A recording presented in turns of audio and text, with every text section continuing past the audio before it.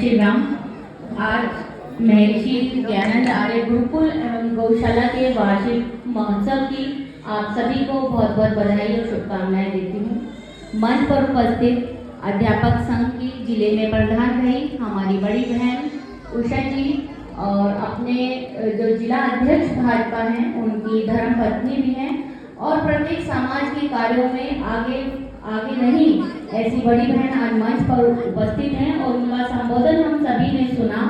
उन्हीं के साथ में भादस की पूर्व सरपंच अंजू बाला जी और भाजपा में प्रदेश सचिव के पद पर कार्य कर रही हैं ऐसी मेरी साथी बहन अभी हमारे बीच में सीएम कोऑर्डिनेटर भाई मुकेश वशिष्ठ जी, जिनको अभी हमने कुछ समय पहले देखा कि एकता पद यात्रा के माध्यम से उन्होंने कैसे मेवात में जोड़ने का काम किया, ऐसे साथी भाई हमारे बीच में उपस्थित हैं और हमारे पूर्व में भाजपा के जिला अध्यक्ष रहे बड़े भाई सुरेंद्र आर्य जी, जिनने हमने देखा कि कितने लंबे समय से वो मेवात में एक दूसरे की एकता और सौहार्द बनाने की कोशिश में है, ऐसे भाई हमारे बीच में हैं और जिन्हें अभी हम भजन के माध्यम से सुन रहे थे कि हमारी पुरानी संस्कृति क्या है, हमें क्या करना चाहिए, हमें अपने कैसे वीर बहादुर बच्चे बनाने चाहिए, इसे सम्मानित मंच को प्रणाम करती हूँ। और भी यहाँ पर जो गणमान्य साथी उपस्थित हैं, मेरे साथ आए हुए साथी भाई हैं और बड़ी मात्रा में जो मेरी संख्या में मेरी मातृशक्ति मेरे प्यारे बच्चे बैठे हुए हैं, मैं आप सभी को प्रणाम करती हूँ और आज के वार्षिक महोत्सव की बहुत बहुत बधाई देती हूँ। यहाँ पर बधाई के पात्र जैसे कि अभी हम सभी ने भी सुना अपने आचार्य तरुण जी, जो इस गौशाला को अपने बच्चों के भविष्य को बनाने में निरंतर लगे हुए हैं, उनकी माता जी भी आज हमारे बीच में उपस्थित हैं और उनके बारे में ये सब सुनकर उनका कितना दिल खुश हो रहा होगा, अपने संस्कारों पर कितना गर्व कर रही हूँ, ऐसे माता जी को भी मैं प्रणाम करती हूँ।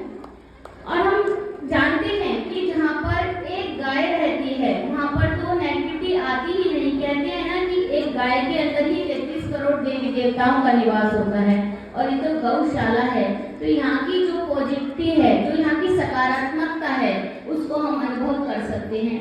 मेरा अभी पिछले कुछ समय से कई बार यहाँ पर आना हुआ, तो मैं धन्यवाद देना चाहूँगी कि आचार्य जी का जो समय समय पर हमें यहाँ पर बुलाकर यहाँ पर इस तरीके के कार्य आयोजित किए जाते हैं, उनसे अवगत कराते हैं।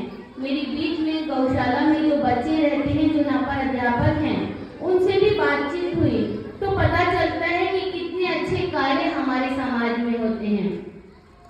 आज पूरे देश में प्रदेश में हमारे मेवात को एक दूसरी नजर से देखा जाता है कि यहाँ पर तो लड़ाई झगड़ा है, बाहर से आने वाला आदमी सोचता है अरे मेवात में जाऊं मुझे कुछ हो ना जाए, लेकिन हम लोग जो मेवात में रहते हैं हम जानते हैं कि हम यहाँ पर कितने प्यार से कितनी मोहब्बत से रहते हैं, लेकिन बाहर से कई बार कोई हमारे बीच में इस तरीके की फूट डालने की कोशिश करता है और इस तरीके का माहौल पैदा हो जाता है। मैं अपनी मातृशक्ति अपने बच्चों से कहना चाहूंगी कि हमारे पीछे की संस्कृति क्या थी, हमारी सभ्यता क्या थी, आज हम भूल गए। हमारे बच्चे 10 बजे उठ रहे हैं तो हम स्टैंडर्ड में आ गए। मेरी माताओं से, बहनों से और बच्चों से यही अपील है कि जैसे हमारे पहले का माहौल था, हम अपने हिंदू धर्म में हम गर्व करते हैं कि हम हिंदू हैं और हमें होना भी चाहिए, क्योंकि गाय मैंने पंचतत्व का एक कोर्स किया, उसमें हमें पता चलता है कि जो गाय है वही हमारी सारी बीमारियों को दूर कर सकती है, सबसे बड़ा डॉक्टर है। हमारा जो किचन है वो हमारा मेडिकल स्टोर है, लेकिन आज हम इन बातों को भूल गए। तो आज मैं आप सभी से ये कहना चाहती हूँ कि हम अपने पुरानी संस्कृति, पुरानी सभ्यता में लौट आए, हम उस गाय को माता मानने लगे। शायद हमारे बच्चे भूल गए, तो जैसा हम करेंगे वैसा ही हमारे बच्चे करेंगे। और आप माताएं बहनें तो वो शक्ति है, हम चाहे तो कुछ भी कर सकती है। और आज ये मंच इस बात की गवाही दे रहा है कि हमारे बीच में कैसी बहनें उपस्थित हैं। मेवात है, मेवात में तो पुरुष आने से डरता है, लेकिन आज हम महिलाएं इन पुरुषों के साथ सहयोग से कहीं भी जाने में बिल्कुल नहीं कतराती। क्यों? क्योंकि हमारे भाई हमारे साथ उपस्थित हैं, ऐसा हमारा माहौल मेवात का है। तो हम सिर्फ डर रहे हैं लेकिन डरने की कोई बात नहीं है। मेरी मातृशक्ति, जब सभी देवता हार गए तो कौन आया? माता दुर्गा आई, और माता दुर्गा ने ही सबको संभाला। तो आज वो समय आन पड़ा है हमारी मेवात पर कि आज हम भाइयों के साथ साथ हम महिलाएं भी कंधे से कंधा मिलाकर खड़ी हो जाएं। और आज जो हमारा मेवात, शर्म आती है कि हमारा मेवात नशे में नंबर 1 है, हमारा मेवात आकांक्षी जिले में गिना जा रहा है। हमें क्यों सहयोग की जरूरत पड़ रही है? क्या हम इतने समर्थ नहीं हैं? क्या हम नशे से दूर नहीं जा सकते? आज हमारा बच्चा 14 साल का, 15 साल का, 16 साल का बच्चा जो हमारे परिवार को संभालेगा, हम उम्मीद लगाते हैं कि आगे आने वाले समय में हमारे देश के लिए कुछ करेगा।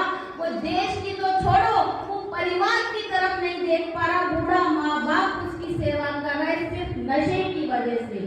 और इस नशे से अपने बच्चों को हम निकालने की जिम्मेदारी हम महिलाओं की है।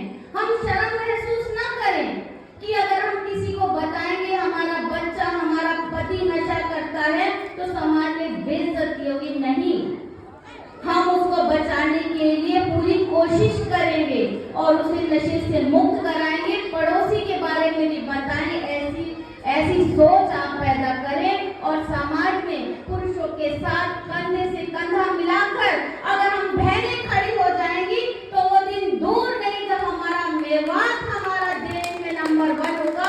ऐसी आशा हम आपसे करते हैं। और आज इस गुरुकुल में हमारे आचार्य जी इतनी बच्चों को इतनी अच्छी शिक्षा दे रहे हैं, गौों की रक्षा कर रहे हैं, तो हम महिलाओं का, हम बहनों का, हम समाज के आदमियों का, सबका ये दायित्व बनता है कि हम भी समाज के लिए कुछ करें। जो मनुष्य आता है, खाता है, सोता है, चला जाता है, वो तो सभी करते हैं, पशु भी करते हैं, लेकिन हम उसके अलावा एक काम समाज सेवा का, गौ रक्षा का, अपनी सभ्यता, अपनी संस्कृति को आगे बढ़ाने का जो कुछ समय के लिए लुप्त हो गई है उसको वापस लाने का काम करेंगे। ऐसा मैं आप सभी बहनों से उम्मीद करती हूँ। और मैं बहुत बहुत धन्यवाद देना चाहती हूँ यहाँ के पुरुष वर्ग का। जो हम महिलाएं, हम किस लिए मंचों पे चली जाती हैं, किस लिए हम प्रोग्रामों में चली जाती हैं? क्योंकि हमारे भाई, हमारे बंधु हमारा इतना सम्मान करते हैं। तो मैं धन्यवाद देना चाहूंगी यहाँ के पुरुष वर्ग का, मेवात के सभी साथियों का बहुत बहुत आभार। और अब मैं जय श्री राम का नारा लगाऊंगी और आप सभी उसमें सहयोग करेंगे ताकि आवाज इस गुरुकुल से बाहर भी जाए और जो लोग सोए हुए हैं वो भी जाग जाए।